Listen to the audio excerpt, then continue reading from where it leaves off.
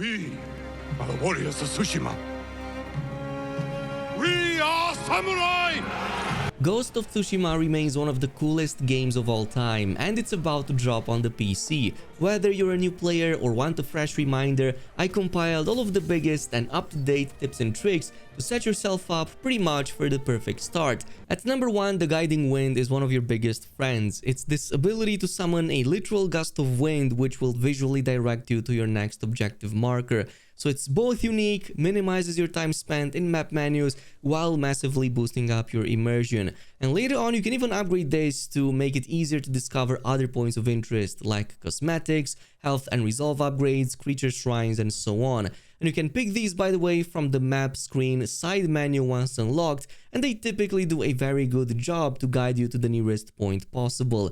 However, pay attention to the dotted line that appears on the map, as that can be a very good indicator of how far your objective is. So in this case, the typical dotted line interrupts almost halfway through, so however long it is, you will need to travel twice that distance to reach your destination. It doesn't matter if it's a very short or a very long line.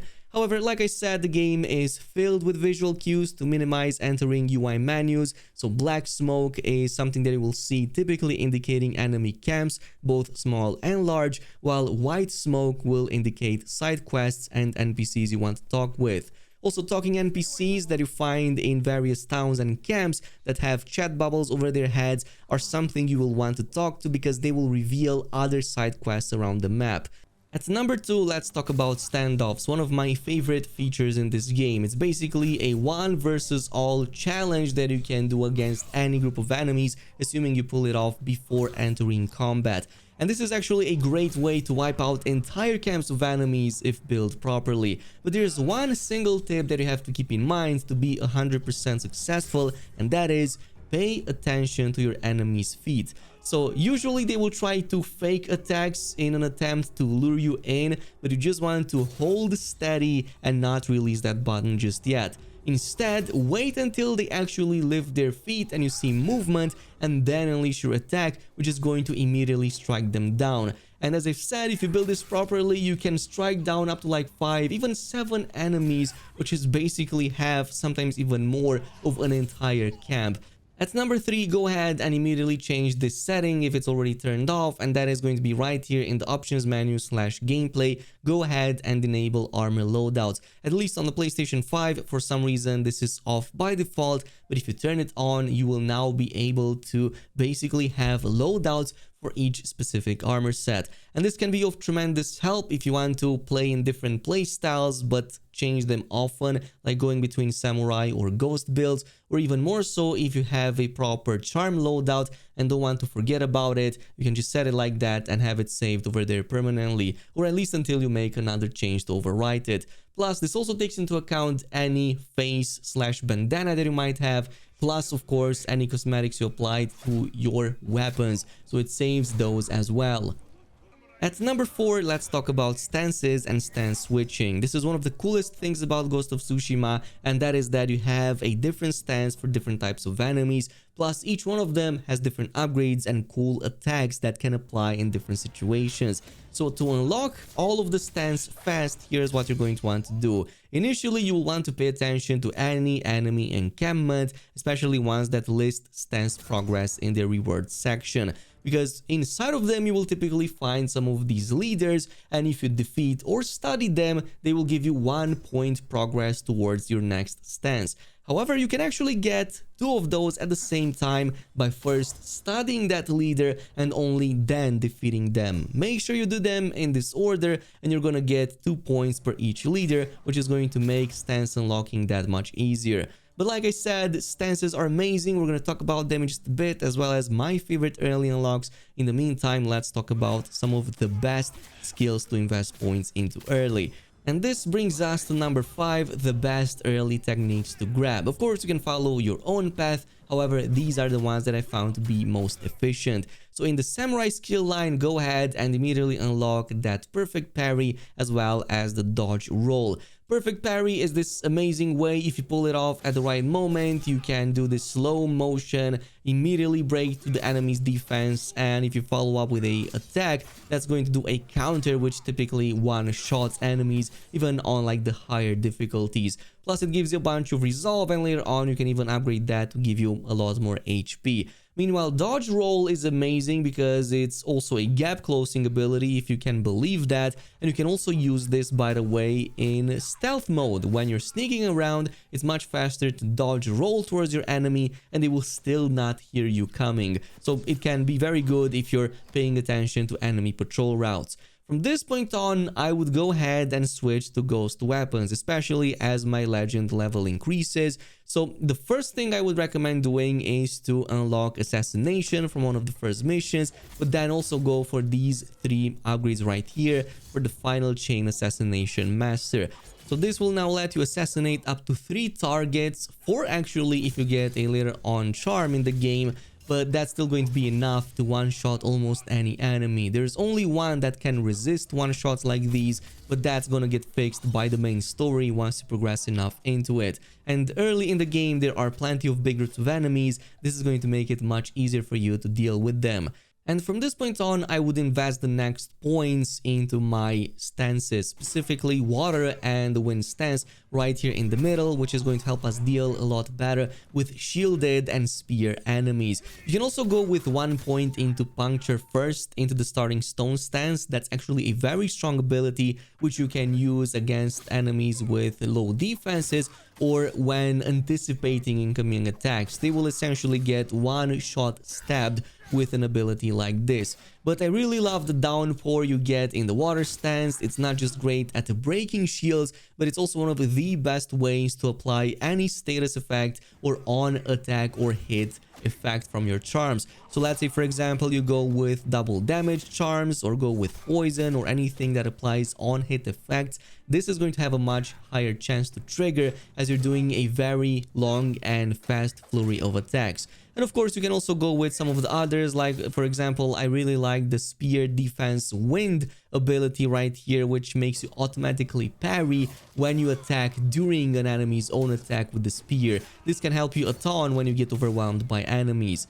The only other skill I would recommend here is the ghost weapon smoke bomb, as well as its first upgrade, which will also blind enemies. So if you pull these off, you can just throw a smoke bomb and you can follow up with a chain assassination. This actually works very well coupled with the chain assassination from earlier. At number 6, let's talk about a few farming methods that you want to do early, especially since you will need to upgrade your gear. And one that still works in 2024, surprisingly, is the rushing water crossing. However, it works slightly different than before. So this is only good for farming a ton of those predator hides, because this place still spawns 2 bear attacks, and usually the enemies inside of this camp will take care of the bears for you. So each one of them provides 4 to 5 of those predator hides, which is going to be very helpful if you want to upgrade, of course, all of your stuff at the trapper and whatnot. And you can actually reset that spawn very easily by just making sure you leave off at least 1 enemy alive in the camp. It doesn't matter if it's the leader or any of the other ads, just leave one, teleport to the nearby Inari shrine, and then you can make your way back to the camp, and behold, they will spawn yet again. Unfortunately, all the other grabbables like the chest and the materials on the ground will not respawn like how they did prior to the patch in 2020. Oh, and by the way, whenever you're farming some of these enemy camps, especially the larger ones like the logging camp, make absolutely sure that you collect everything inside of the smaller Mongol huts, because if you light up that fire and destroy the bases, they will also get destroyed, including the items inside. So first, make sure you collect everything inside each and every single one of them, grab all of the resources and materials, and then go ahead and destroy it. And once you do so, you will also gain a bunch of extra resources in the middle of whatever that camp might be, but you will notice that those huts are now completely gone. Now at number 7, we're gonna flash forward a little bit, and once you finish the main story, at least once, you're gonna get the replay mechanic. So you can now replay through any encampment, stronghold, or any other type of enemy camp that you might have completed before. It's only going to spawn the enemies inside, not the resources, so anything you collected before is now going to be gone. However, this is going to give you plenty of chances to test out new builds, to maybe try out higher difficulties, or just have a lot more fun. Many of these camps are really well made, and you're gonna have a ton of fun to take down the large groups of enemies inside, especially on the more larger scale ones. But once you do finish the main story, you also open up New Game Plus mode, and this is where the game truly shines. You will gain a bunch of new items, especially charms that will actually make some of the best builds even more amazing. First things first, you're going to unlock higher variants of the same difficulties, so you will now have plus variants of them, which makes them slightly more challenging. The second thing is that you're going to unlock a new vendor NPC called Baku the Voiceless right here on the island at the very start of the game. So he is going to sell a bunch of new cosmetics, many of them actually really awesome, like Ryuzo's armor, also Ishikawa's armor are here, plus a bunch of other dyes in there that are really awesome. However, you also gain some very strong charms, like the one of Blazing Flame, which you can then combine with the Steadfast Fire from the same NPC and basically make the Way of the Flame extremely overpowered, like completely unleashing fire upon entire groups of enemies and deal a lot more damage, plus it lasts a lot longer.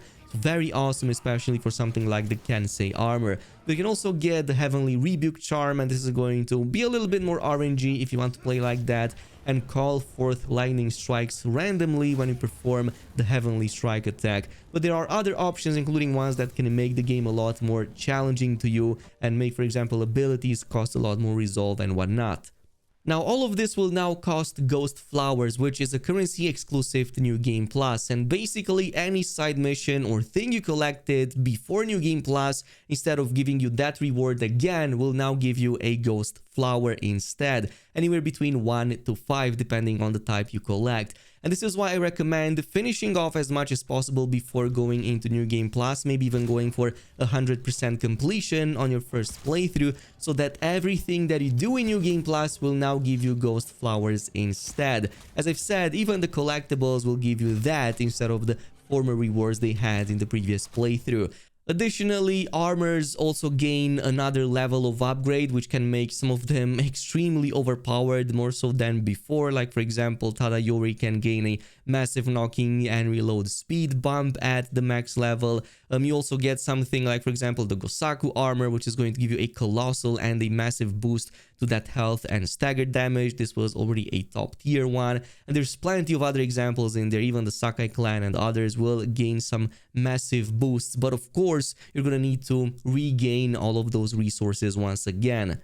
That is why at number 8, the other thing I wanted to cover is, of course, the Iki Island expansion. This makes the game so much more amazing. It's a whole new area that you can unlock as soon as you hit chapter 2. So once you go to Toyotama, you're gonna have this slight mission plus boat right here on the side of the starting castle, which is going to bring you to the Iki Island zone. So this is actually going to have its own mechanics. First of all, it introduces a new class of enemies called the Shaman, which is going to be extremely strong, and actually you're going to want to take these down as a priority. Otherwise, they will buff everybody in the party, so they will be almost impossible to defeat. But they introduce new mechanics and abilities too. So for example, your companion horse will get a charge mechanic, which is actually extremely strong and useful. But you also gain a bunch of exclusive items, which are some of the strongest in the game. So one of them is the Sarugami armor, and you actually get this from the legend of Black Hand Riku, which you will start as a mythical tale also in this part of the Iki Island. Very worth it. Right now it's always been the strongest in the game, and it brings some unique mechanics to your dodge and perfect parries. And speaking of legendary armors, your horse also gets one for the first time via the mythical tale called The Legacy of Kazumasa Sakai. So this is actually going to bring some intense bonuses right here. You're going to be much harder to knock off your mount. Your charge attacks can also replenish your resolve, so you can charge even more. Plus you can deal tons of damage once you upgrade this fully, so very worth it. There are plenty more very strong items, like for example, you can do the Hidden Cove challenges over at Funes Refuge, and once you complete those one-on-one duels, you're gonna get the Charm of Versatile skills, by far the strongest in the entire game, because this doubles the effect of all your minor charms as long as you only use one of each category.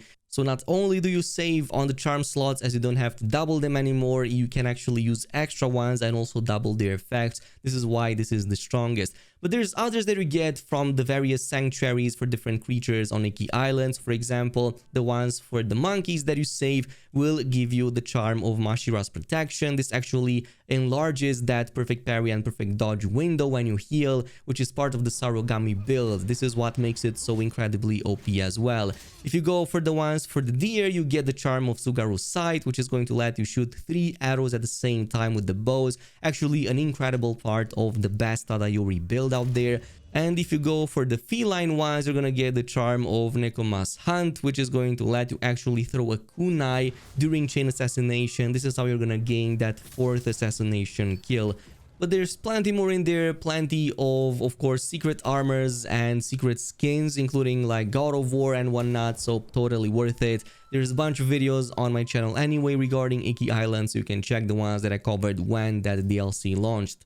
And of course, finally, how could we forget the Legends mode of Ghost of Tsushima, the multiplayer mode. This is something that you're going to absolutely love. So rules are completely different over here. First of all, you're going to have 4 different classes to choose between, including Ronin, Assassin, Samurai, as well as the Archer, all playing differently, of course, with the same mechanics from the base game. However, many things have changed. So you will see that the loot system is completely different. It's now in a tiered system, so it goes up to legendary and eventually even cursed items, which come with very strong effects. Some of them actually have multiple strong effects that you normally get from different mechanics that you can't really combine in the normal playthrough, but you can totally do it here. And you even gain additional new mechanics and abilities that weren't possible in the base version of the game. So this is something that's going to require a lot of team play. You will need to actually learn how to play the game properly, which is why I suggest taking this slowly. Right now, Legends mode on PlayStation 5 has a lot of players who actually don't really know what they're doing, mainly because there used to be an exploit that kinda let them jump a bunch of levels, so they ended up in Nightmare mode without knowing basic mechanics. But yeah, longer video guide is going to follow up on that as well, as it's going to be quite packed with information, and we're unfortunately kind of reaching the end of this one. But yeah, this is pretty much it with Ghost of Tsushima PC release. Let me know down below if you're excited for this one. I totally am, so I'm definitely going to jump into it, play some Legends mode, and maybe jump into that single player campaign too, but it's probably going to be mostly just the Legends mode.